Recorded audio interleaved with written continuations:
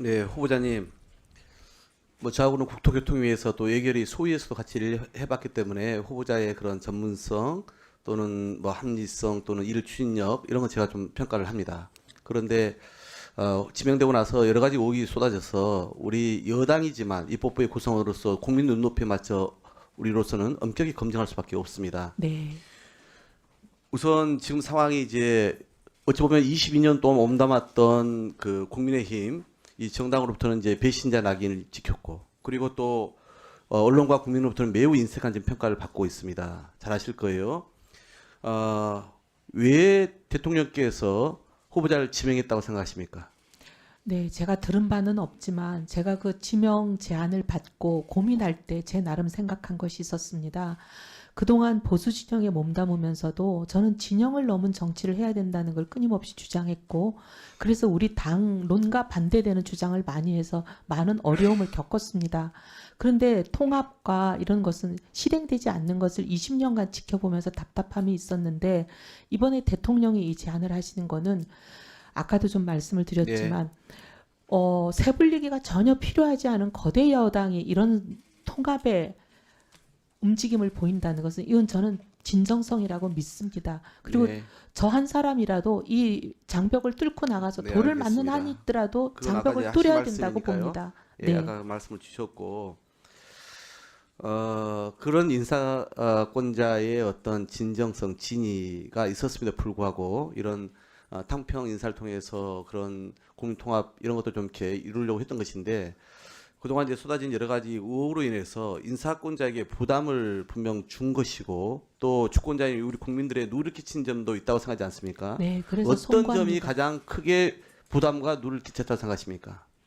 통합 인사가 어쨌든 여러 가지 의혹 제기가 되고 하는 것 때문에 국민 여론이 통합은 바래고 개인적인 의혹에 관심이 집중되는 것 자체도 저는 대통령과 이 국민 주권 정부에 제가 폐를 끼치고 있다고 생각합니다. 그래서 이 의혹을 어쨌든 청문회를 통해서 그래도 조금이라도 제가 더 충분히 소상히 설명을 드려서 그 폐를 조금 덜고 싶은 마음입니다.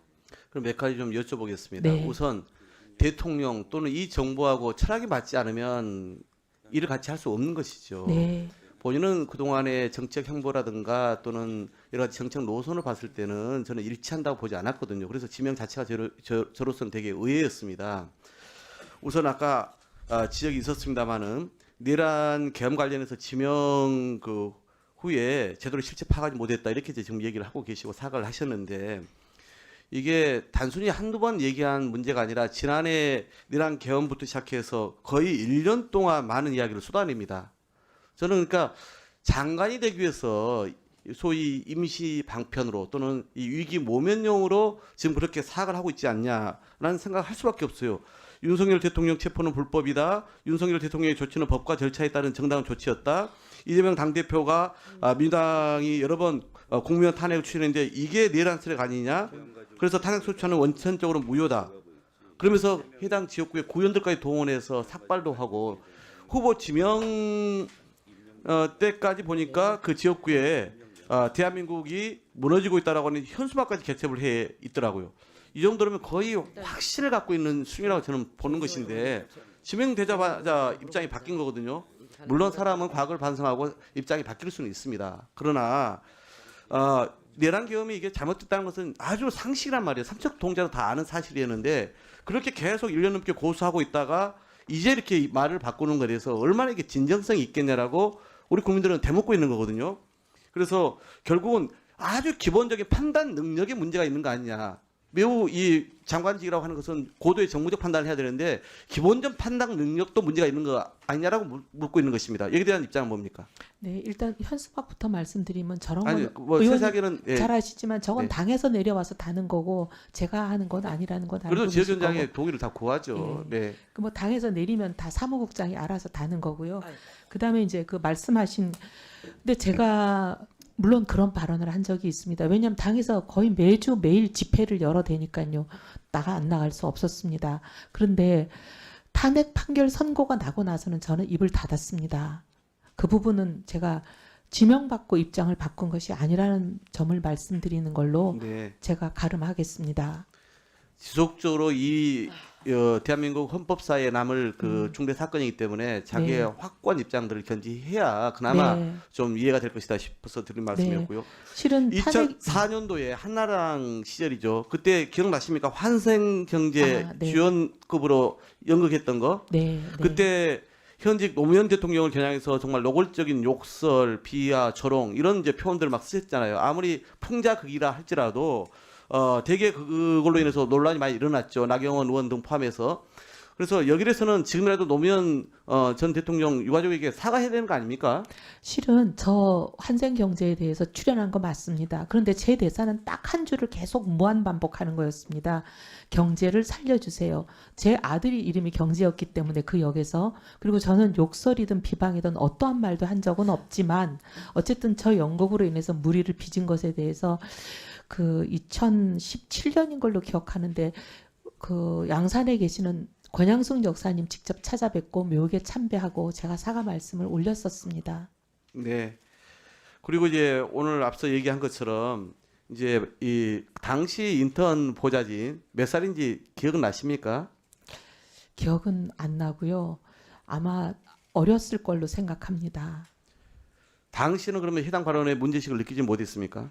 아닙니다. 그러고 나서 바로 사과했습니다. 사과를 했어요? 네. 근데 사과를 했는데 그때도 그 직원이 받아들이지 않은 겁니까? 그런 것 같습니다. 저는 사과를 했다고 생각했고 제 사과가 좀 전달이 되지 않았을까 했는데 그게 잘 안 된 것 같습니다. 근데 지금도 끊임없이 그 상처받은 직원이 사과를 받아들일 때까지 끊임없이 사과 노력을 하고 있습니다.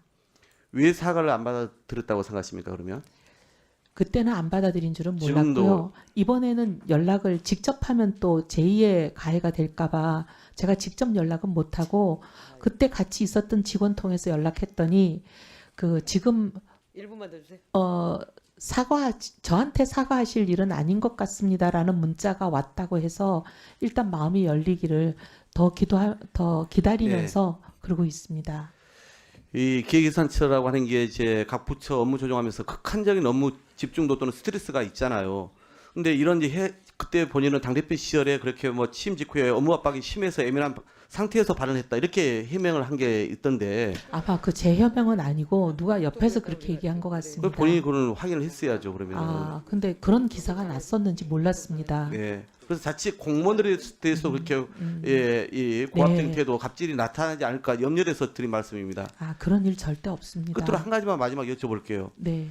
이제 과거 윤석열 정부에 대해서 문재인 정부가 어마어마하게 늘린 국가 부채 3년 만에 줄였다면서 전 세계가 기적이라고 할 정도다 이렇게 호환 평가를 내리면서 계속 건전 재정, 긴축론 이런 입장을 가졌잖아요. 그런데 지금 우리 이재명 대통령은 재정의 마중물 역할 얘기를 하고 있고 한국은행도 그런 필요성을 제기하고 있지 않습니까? 재정 정책에 대한 네, 저는 재정 정책에 대한 입장은 그때나 지금이나 다름은 없습니다. 왜냐하면 확장이냐 긴축이냐를 결정하는 기준은 그때 당시의 경제 여건, 그리고 재정 수지, 그리고 통화 정책, 물가 등등 각종 경제 변수를 종합 고려해야 된다고 보는데 윤석열 정부 때는 성장률이 지금하고 달랐습니다. 2%대를 구가하고 있었고 그 대신 또 물가는 5.1%로 굉장히 높았습니다.